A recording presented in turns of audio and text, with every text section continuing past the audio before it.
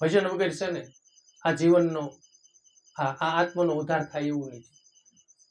મીરાબાઈએ કાંઈક કીધું, આત્માને ઓળખ્યા વિના રે આ ભવના ફેરા નહીં મટે, ભ્રમણા ભાગ્યા વિના લક્ષ 84 નહીં મટે. આપણી પાસે 1 લાખ રૂપિયા હોવાની યાત્રા કરવી છે તો ત્યાં જઈ અને 2000 રૂપિયા 5 સ્ટાર હોટલના ભાડું આપણને ક્યાંક તરત આપણે રાખીએ, પણ આપણને 2000 ભાડું કીધું અને આપણા ખિસ્સામાં 150 રૂપિયા છે, પછી ક્યાંક ભાઈ 20 રૂપિયા છે ને આવું મકાન ભાડે મળશે, કમાઈ નથી એટલે પછી એવું જ મળે એમ. પછી આ સત્યની કાંઈ કમાઈ નથી ને આ દેહ છોડીને જઈશું ને એટલે જેવી કમાઈ છે ને એવું પાછું મળશે. 4 પગાળા મળે, પછી સાસાળા પાંખાળા આ ઈંડ ખાંડ ને આ બધી 84 ફરવા જાય એટલે પછી આ 2 વ્હીલ વાળી ગાડીનો 2 પગવાળા ન મળે, અને 2 પગ મળે એ મળે બધા ટીટોડા ને બધા 2 પગવાળા જ હોય ને. જેવી કમાઈ છે ને એવું માનવનું તન આપણને બહુ કમાઈ હતી એટલે મળ્યું છે, પણ જેવી કમાઈ છે ને એવું આપણને શરીર આપણને ખોળ્યું ઈશ્વર આપશે. મનુષ્ય દેહ બહુ કિંમતી છે બરાબર. અને જો છતાં એમ કિંમત ન સમજાતી હોય તો ઘણી દાડે અમે સત્સંગમાં એવું દ્રષ્ટાંત દેવી છે કે આખી હોનાની ટ્રેન ભરીને જાતા હો અને ઊભી રખાવે ને પછી આપણને 2 ભડાકા વાળી પિસ્તોલ બતાવે, બોલ ભાઈ હોનાની ટ્રેન દેવી છે તાર રીમનામ જવું છે, એટલે કેવી ભાઈ ટ્રેન લઈ જા. નકર એમ કેવી ભાઈ મને મારી નાખ પણ ટ્રેન રહેવા દે, એવી કેવી શેના દેહની કિંમત. અને 100 વર્ષે આ કાયા જર્જરી થાય તો એમ થાય હજી 2 વર્ષ એવી મજા આવે છે ને આનંદ કરવાની.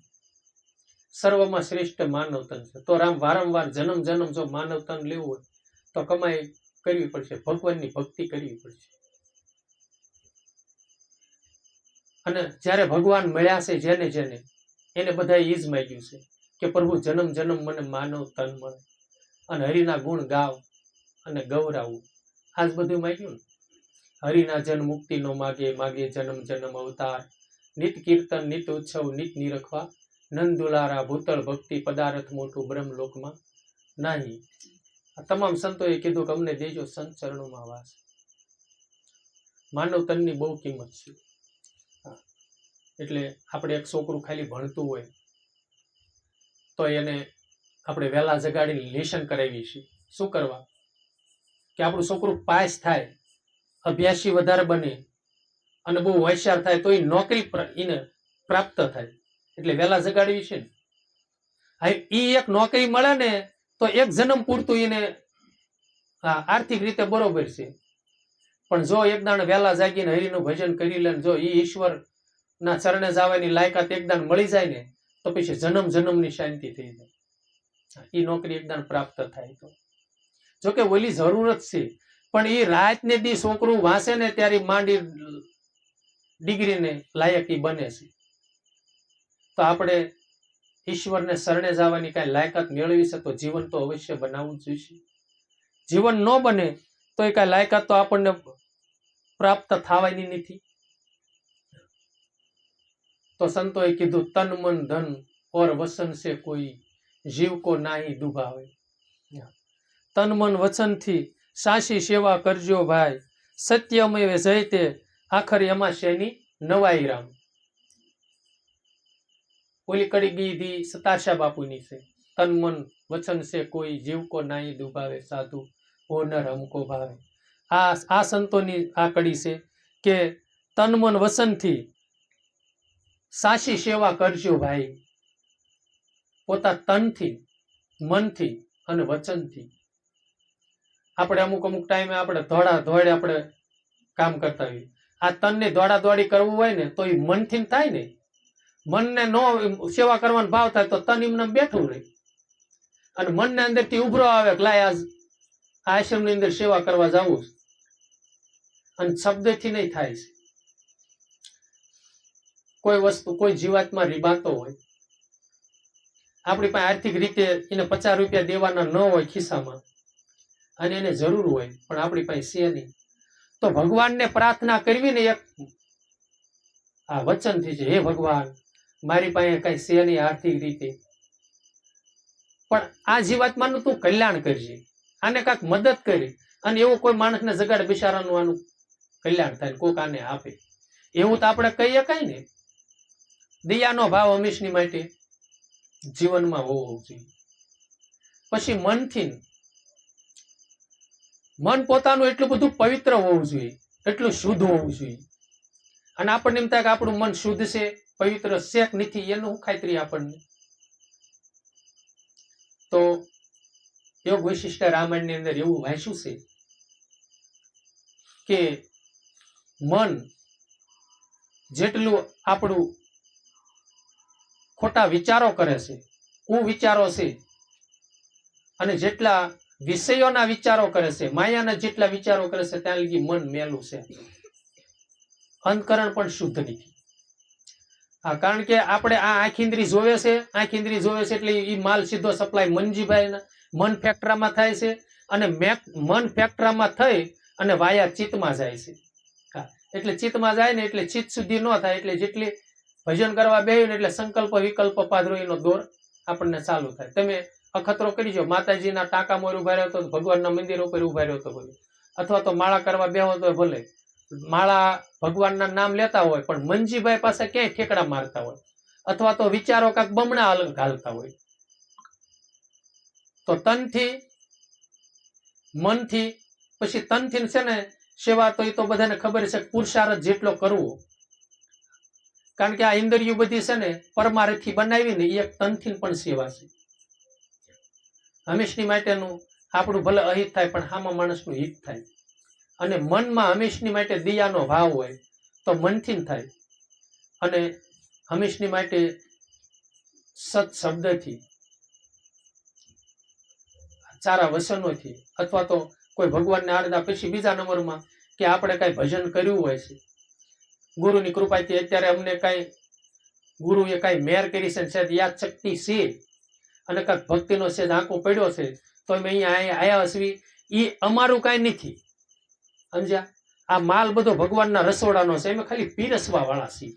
આપણા ઘરે કેમ વરો કર્યો હોય અને કામ કરવા વાળા 10 જણા આવે, તો એ પીરસવા વાળાનું કાંઈ ન હોય, વરો તો આપણે કર્યો હોય.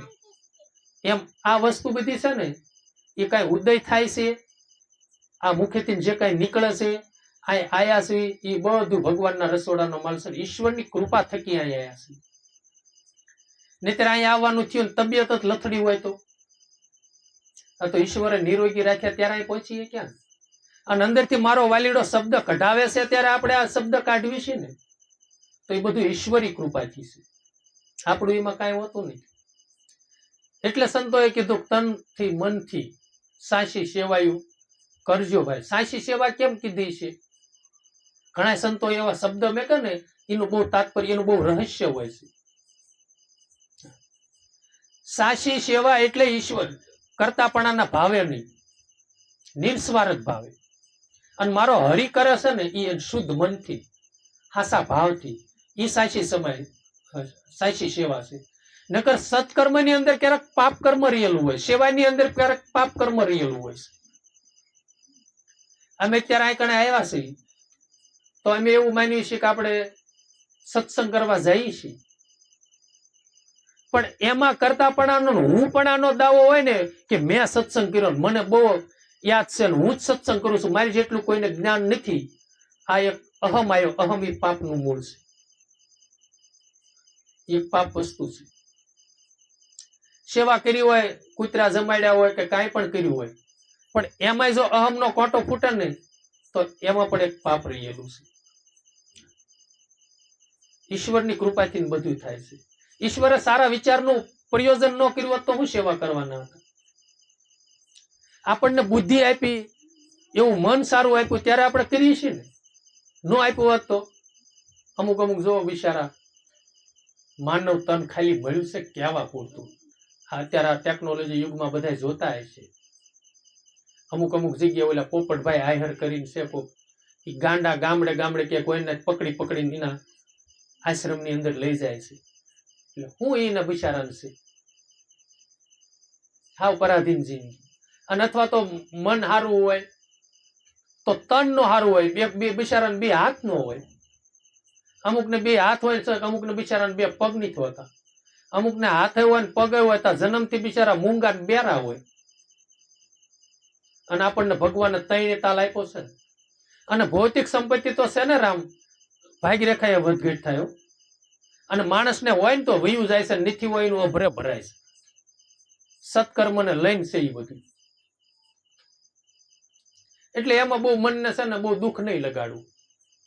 પણ આપણું તન સારું છે ને એ, અને પોતાના દીકરા દીકરીઓમાં જે સંસ્કાર છે, જેના જીવન ગુણવાળા ભરેલા છે, જેના જીવનમાં વિવેક છે, જેના જીવનમાં સત્યતા છે, પવિત્રતા છે, આ મોટી રામ સંપત્તિ છે.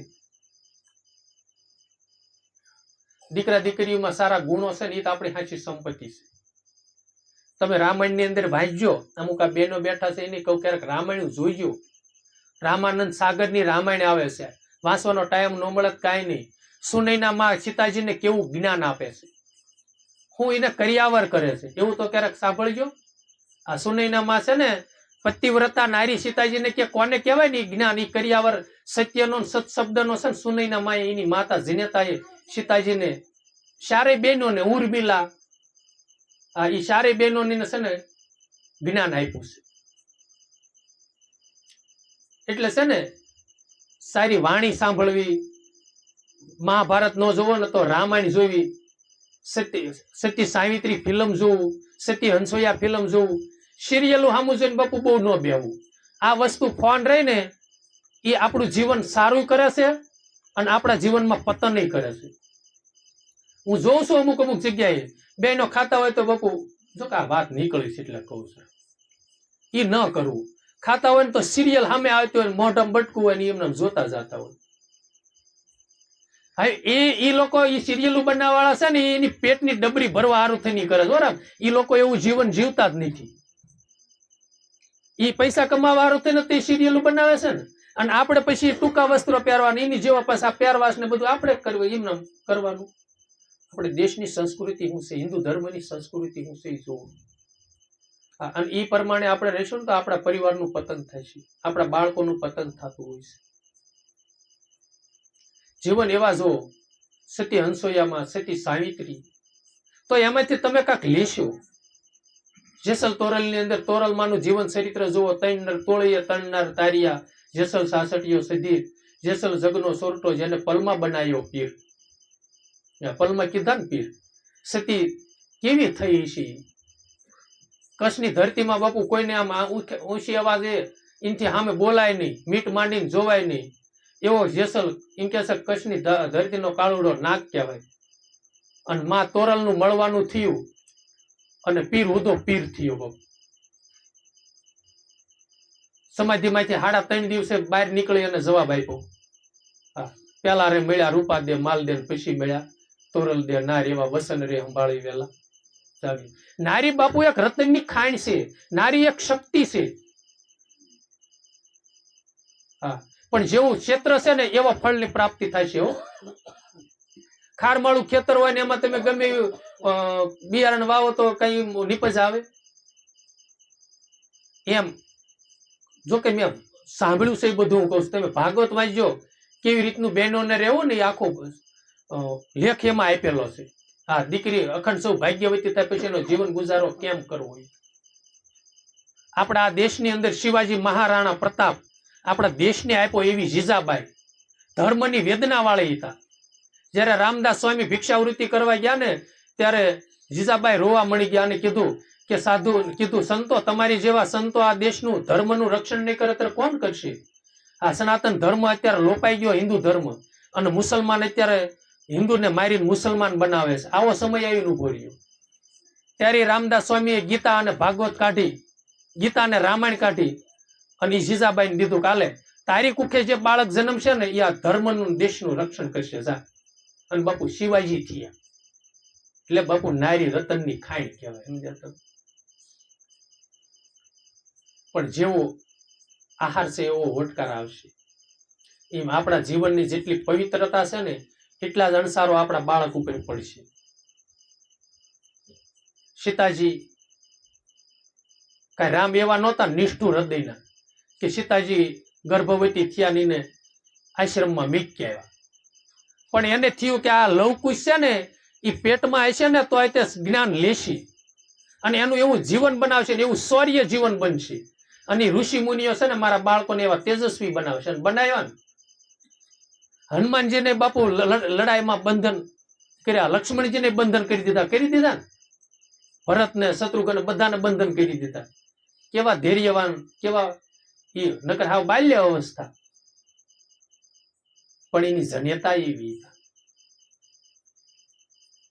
એટલે જીવન છે ને બહુ સુંદર બનાવો. અને બીજા નંબરમાં આ દેશની નારી છે એ રતનની ખાણ છે, પણ નારીના જીવન આમ તેમ થતા હશે, પછી આપણું જીવન આમ તેમ હોય છે ને પછી આપણો છોકરો મોટો થાય તો એનામાં કઈ સંસ્કારો આવશે નહીં. એનો એ છોકરો આપણી સામે ઉભો પીન અને આપણને ધોકાવાળી કરે, અથવા તો આપણે રળીને જે લાવ્યો હોય એ પાછું બધું વાપરી નાખે ને આપણને દુઃખદાયક બને. નકર આપણે સુખ સારું થઈને તે આપણે દીકરાને ઉછેરીને મોટા કરતા હોય, પણ છતાંય તે દુઃખદાયક આપણને બનતા હોય. તો એમાં એને સંતોએ કીધું કે સાચી સેવાઓ કરજો ભાઈ, અને સત્ય મેં જયતે એમાં શાની નવાઈ ભાઈ. એટલે એને કીધું કે આખર હંમેશની માટે સત્યનો જ વિજય છે, એમાં નવાઈ શેની હોય છે.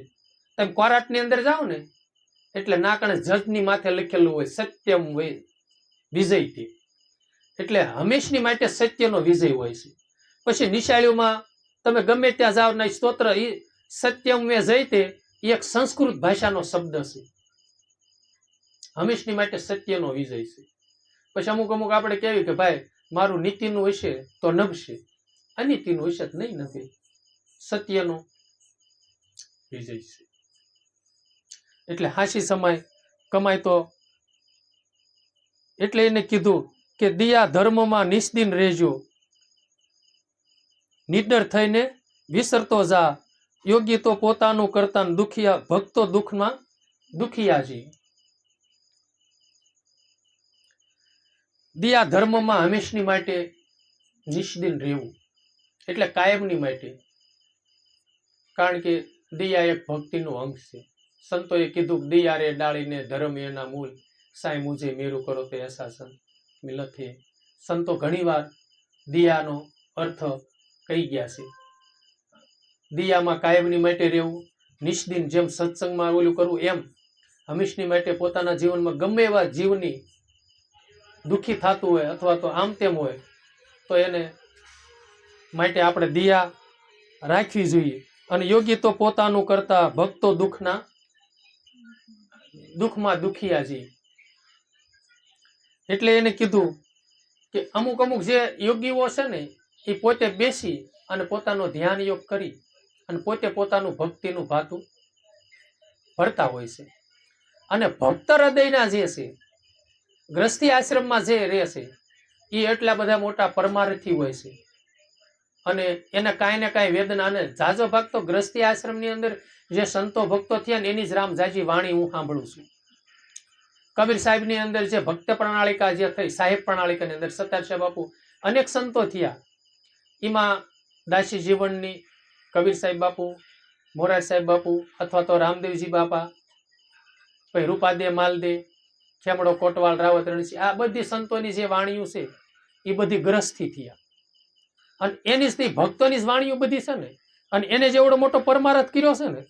બાકી તો યોગીઓ તો પોતે પોતાનું કરી અને ભક્તિનું ભાતું બાંધી અને પછી રવાના થાય છે. એટલે સુખ દુઃખમાં સૌના સાથી, પ્રભુના નામમાં સુખિયાજી. હંમેશની માટે પ્રભુના નામથી ભજન કરવાથી ન તે સુખની અનુભૂતિ અને શાંતિ થાય છે. બીજી વસ્તુમાં કાંઈ છે નહીં. આપણે તમારે સત્સંગની અંદર આપણે વારંવાર પણ કહેવી છીએ કે 12 હાથનું કાપડું 13 હાથની કહ, બાઈજીને એક વેટ ટૂંકી પડે. એમ આપણા જીવનમાં કબીર સાહેબ બાપુની ભજનની વાણી છે, પણ એને તૃષ્ણા ઉપર કીધું છે કે ગમે એટલું હોવા છતાં આપણી તૃષ્ણા ટૂંકી હોય છે.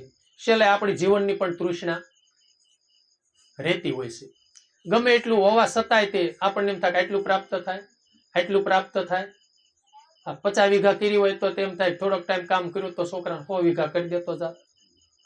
કાંક ને કાંક આપણી તૃષ્ણાઓ અથવા તો છેલ્લે જીવન તૃષ્ણાઓ પણ રહેતી હોય છે. એટલે સુખ તો હંમેશની માટે ભક્તિમાં જો જ્ઞાનનો અનુભૂતિ થાય ને તો થાય. એટલે સતારસિંહ બાપુએ એમ પણ કીધું છે કે જોતા જણાય શાંતિ તૃષ્ણાથી શું વળે છે, કાયદો મારા નાથનો જેવું કરો એવું ભરે છે. ગમે એટલું હોવા છતાંય જો આપણા જીવનમાં શાંતિનો અનુભવ નહીં થાય ને તો અભરે ભરાણું હશે તો શાંતિનો અનુભવ નહીં થાય. રાતને દી આપણે વેઢા ગણવામાં રહીશું અથવા તો કદાચ આખું ગુજરાત સર કરી લઈશું. જો કે આપણે સમજવા પૂરતો એક દાખલો લઈશું. અમુક અમુક માણસોને આપણે જોઈને તો ક્યાંક 800 કરોડના માલિક છે, અમુક અમુકને કહેવીને કે ફલાણા તો કે 1200 કરોડના માલિક છે. આટલું હોવા છતાંય તેને શાંતિનો અનુભવ થતો નથી. અને અમુકને જેને શાંતિનો રામ અનુભવ થયો છે એ 1200 કરોડ હોય 2200 કરોડ હોય એ મેકી અને બધું બે હાથે ઉડાડી અને ધણીના નામનો અલખ જગાવી અને ભક્તિના પંથે નીકળી જાય છે. અને એવું જો ન માયનામાં આવતું હોય તો જૈન સંપ્રદાયના સાધુડાઓ દીક્ષા લે એના જીવન ચરિત્ર તમે વાંચજો. ઘણા સમય પહેલા પ્રકાશ શાહ કરીને એક સંત થયા જૈન સંપ્રદાયના સાધુ, મહિને 75 કરોડનો પગાર હતો, મુકેશ અંબાણીના ફેક્ટરીમાં મેન મેનેજર હતા. છતાંય તેને પૈસા એને ઠીકરા સમાન લાગ્યા અને ભક્તિ એને શાશ્વત લાગી, અખંડ લાગી. એટલે હાસી કમાય તો ભક્તિ છે રામ. અને એનો જે કાર થયો છે ને આપણે તમે એટલો વિચાર કરો કે આપણે બાપુજી હતા એની 10મી પેઢીની નામની આપણને યાદી નહીં હોય તો પ્રહલાદ રાજા થયા ની પહેલા યુગની અંદર થયા, સારે યુગના સંતો થયા, અથવા નરસિંહ મહેતા બાપા થયા એને 800 વર્ષ થઈ ગયા, ઈયરસાના સંતો થયા એને હજારો વર્ષ થયા. છતાં આપણને બધાની ખબર છે ને કે રામાનંદ સ્વામી થયા, પછી એના ગુરુ કબીરા થયા, એના ગુરુ આ થયા, એના ગુરુ આ થયા, મોરાર સાહેબ થયા, ભાણ સાહેબ થયા. કેટલા સંતોની આપણને નામની ખબર હોય, કેટલી પેઢીઓ આપણને યાદ હોય. અને એના ગુણગાન હજી ગાવી છે અને નરસિંહ મહેતાને હજી યાદ કર્યું છે, ભક્ત પ્રહલાદને હજી યાદ કર્યું છે અને આપણને એમ થાય તાજું જ છે. તો આ સત્યનો પ્રભાવ ને યાદ કરવા ન હોય રામ થઈ જાય. આપણે નજીકમાં ધના ભગત ધોળામાં થયા, કેવડા પરસા પૂર્યા છે. એની જીવન ગાથા તમે સાંભળો. પણ એને ભક્તિ માર્ગની અંદર નિષ્ઠા એટલી હતી. એમ કહેવાય છે કે તમારા એટલે કે કાપડી ગામ એવું કાંક ગામ આવ્યું છે. કાપડી ગામની અંદર કરમસિંહ બાવા થઈ ગયા. કરમસિંહ બાવાને ત્યાં કણે એને વાયક આપ્યું હતું કે ભગત હસ કે પૂનમના ભજન આપણે રાખ્યા છે ને આ ચોમાસાનો દિવસ હતો, કાંઈ વાંધો નહીં બાપુ આવીશ ભજનમાં. અને ગામને પાદર ગયા ને ત્યાં 2 કાંઠા નદી જતી હતી, વાહડા બરોબર, એટલે એક વાહડા જેટલી ઊંડી. આપણે તેવું સાંભળ્યું છે. અને ઉભા રહ્યા અને અલખનું નામ લઈ, ધણીનું નામ લઈ અને સીધી દોટ મેકીને તે હામા કાંઠે પહોંચી ગયા હતા. કેવડો ભગવાન ઉપર ને પોતાની ભક્તિ ઉપર નિષ્ઠા અને વિશ્વાસ. અને ના ગયા એટલે કરમસિંહ બાપાએ તે વાહો થાબડ્યો હોય છે ને, સાબાશ ધન છે તારી ભક્તિને અને ધન છે તારી જનેતાને. આ બાપુ જનેતાની કુખ ઉજળી કરી કહેવાય, સમજ્યા? માવતરનું નામ એને રોશન કર્યું કહેવાય.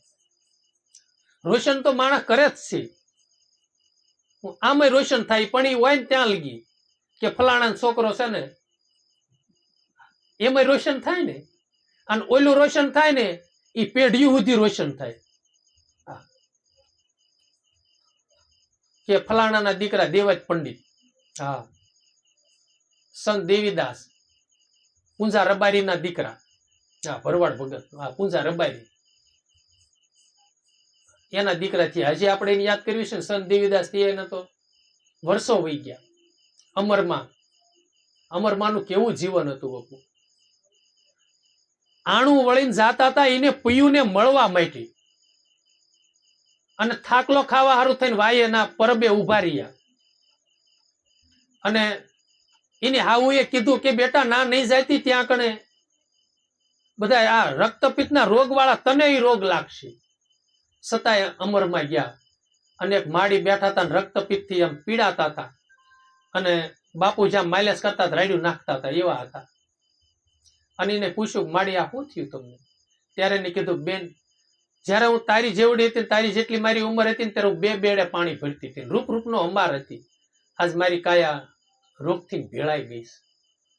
અને અમરમાન નાથી નહીં એને થોડું એવું વિચાર કર્યું છે કે મારે ભક્તિ કર્યું કે નકરી મળવા જતી હતી હારીએ, એના પીયું ને છતાં એ જો વાટમાં રોકાઈ જાય પછી રોકાણી પછી ને અને આપણે એને યાદ કરીએ છીએ ને પરબે પૂંજાણી માની સુંદરી અને હજી અમરમાની જય બોલાવે. આ બધા મારા માનવ તન ધારણ કરીને ખાટી ગયા એટલે ફાવી ગયા. સંત વેલનાથ બાપુ આગલા જન્મની અંદર કેમ કહેવાય છે ધૂંધળી મલનો અવતાર. ધૂંધળી મલનો અવતાર હતો ને આમ તેમ થોડી કમાઈમાં થોડુંક થયું અને કર્મ લાગ્યું.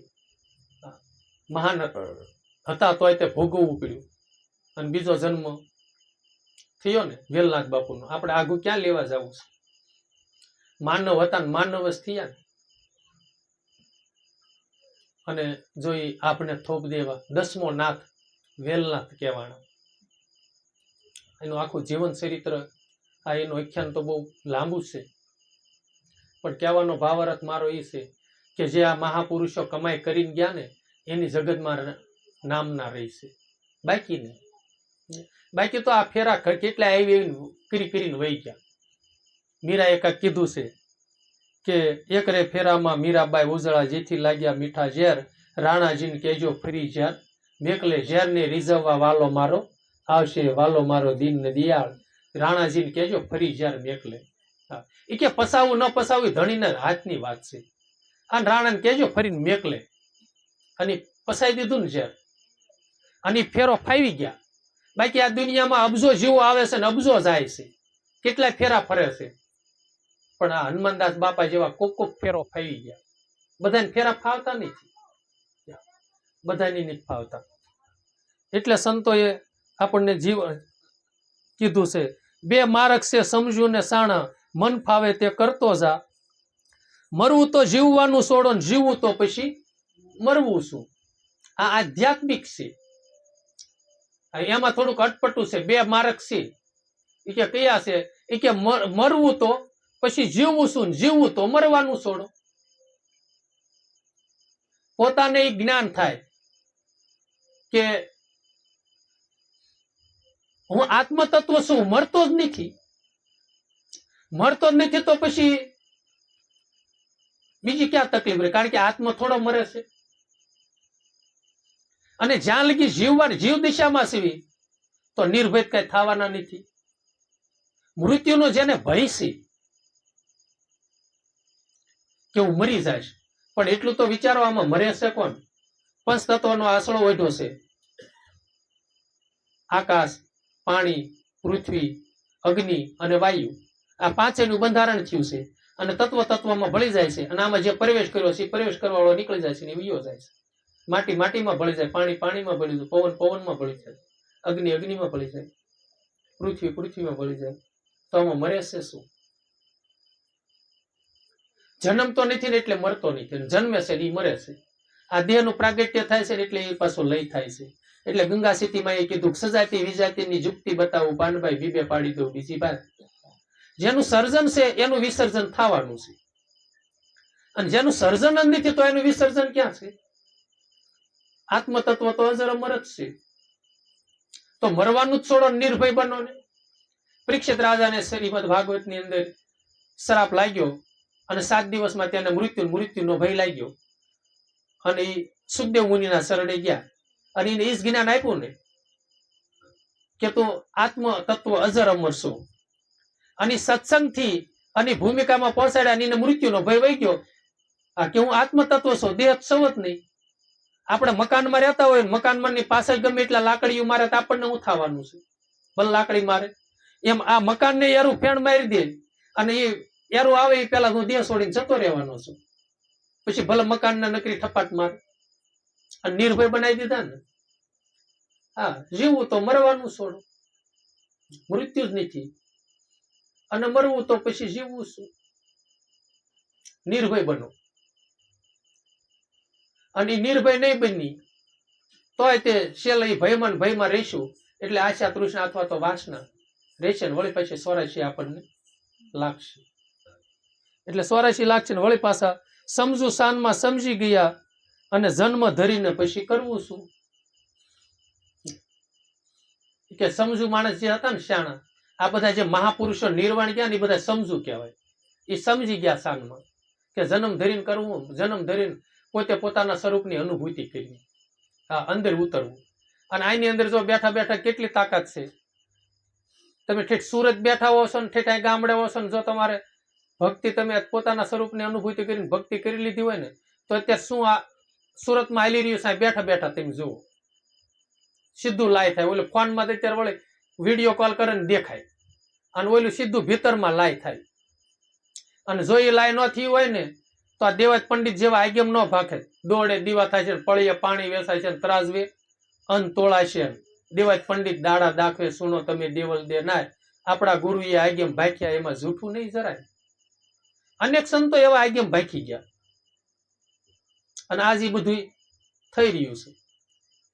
હમણાં આપણે બાલાનંદ બાપુની વાત કરી કે ભજનદાસ બાપા બ્રહ્મલીન થયા, સૌધામ જતા ત્યારે બાલાનંદ બાપુને ખબર પડી જાય.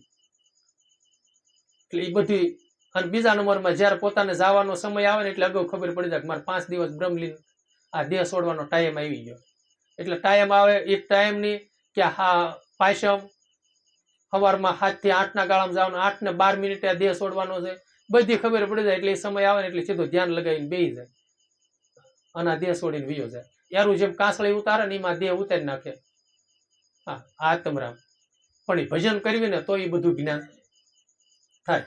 એટલે કીધું સમજુ સાનમાં સમજી ગયા, જન્મ ધરીને કરવું શું. અને જે સમજી ગયા આપણે ધના બાપા જેવા જન્મ ધરી અને ઈશ્વરની ભક્તિ કરી ગયા, અને એ કાંક ખાટી ગયા, ફાવ્યા, આ ફેરો ફાવી ગયા જગતની અંદર. એટલે સંતોએ કીધું કે દાસ સતાર કહે કર જોડી, ભવસાગર ને તરતો જા. અને હંમેશની માટે કર જોડીને એટલે જેને દાસત્વ હોય. આપણે ક્યારેક નથી કહેતા કે ભાઈ હું તને પગે લાગુ, શરણાગતિ સ્વીકારે ને એમ આપણે કોઈ સંતોની શરણાગતિ રામ સ્વીકારવી જોઈએ. આપણે એક દીકરી હોય દીકરો હોય એને ભણાવવા હોય તો આપણે અવશ્ય એને સ્કૂલમાં તો બેહારવા જ પડે, તો સ્ત્રી હોય એકડે શીખે ને. તો આપણે આપણા આત્માની અનુભૂતિ કરવી છે, અજંપા જાપ પ્રાપ્ત કરવા છે, અથવા તો જીવન એટલું સુંદર બનાવવું છે, ધ્યાન યોગ કરવો છે, તો આપણે અવશ્ય કોઈ એવા ભજનાનંદી મહાપુરુષોને શરણે થઈ અને એનું ચરણ આપણે લેવું પડશે. બાકી ત્યાં સિવાય આપણો કોઈ દી ઉદ્ધાર થાય નહીં. પછી દુનિયામાં ગમે એટલા ફેરા ફરે. અને આ મૃત્યુ લોકની અંદર રાજાથી માંડીને રગ, દેવથી માંડીને દેવતા, મૃત્યુ લોકની અંદર જન્મ ધારણ કરીને આવ્યા ને તમામે સંતનું ચરણ લીધા સિવાય કોઈ દી કોઈ પાર પીડ્યું નથી, પડશે પણ નહીં. મેં જે કોઈ એવો ઇતિહાસ નથી સાંભળ્યો કે આ ભગવાને અવતાર લીધો અને એને સંતનું ચરણ ન લીધું એમના નિર્વાણ પાઈ ગયા. એવી હસ્તી કોઈ જ આ સૃષ્ટિમાં નથી થઈ. રામચંદ્ર ભગવાન આયા તો એને એમના ગુરુ વશિષ્ઠ મુનિનું ચરણ લીધું. કૃષ્ણ ભગવાન આવ્યા તો સાંદીપની એના અક્ષર ગુરુ બન્યા, વિદ્યા ગુરુ બન્યા, અને દુર્વાસા મુનિ એના સતગુરુ બન્યા.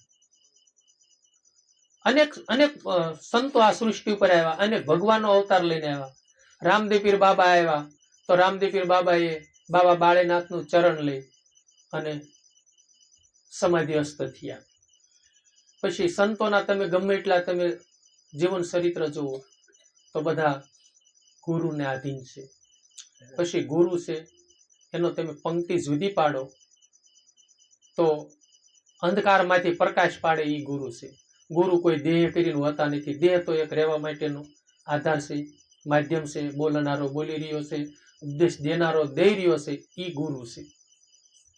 એ અખંડ છે, એ અવિનાશી છે. એટલે સંતોએ કીધું ગુરુ તારો પાર નો પાયો, એ પૃથ્વીના માલિક તમે રે તારો તો અમે તરીએ, એમ કીધું ને. કારણ કે આખા સૃષ્ટિનો માલિક હોય ને તો ભગવાન છે. કાંઈ નહોતું ને ત્યારે એ હતા, અને કાંઈ નહીં હોય ને ત્યારે એ આદિનારાયણ ઋષિ. અને સતાય જો વિશ્વા ન આવે તો માર્કંડ ઋષિનું ભજન છે, એજી ગુરુ મારા મહામંત્રનો મોટો મહિમા, વખાણું બ્રહ્મના વેદમાં, ઋષિ મુનિઓ જપતા જાપ, હરિ નહોતા ચારે વેદમાં. 4 વેદની તો પછી રચના થઈ, અને હરિ તો એ પહેલાના છે.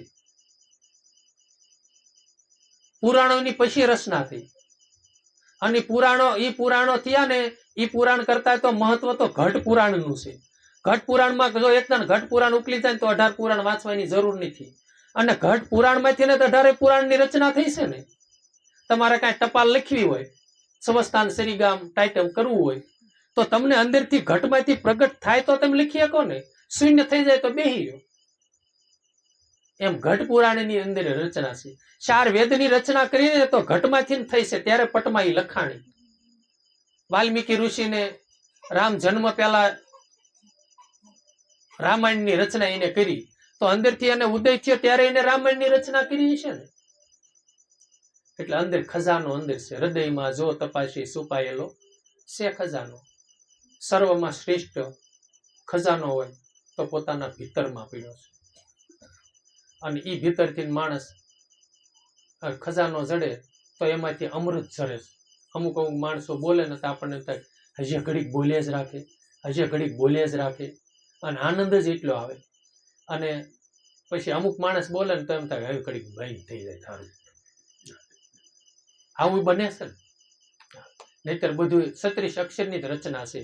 36 અક્ષર સિવાય કઈ બારું તો છે નહીં.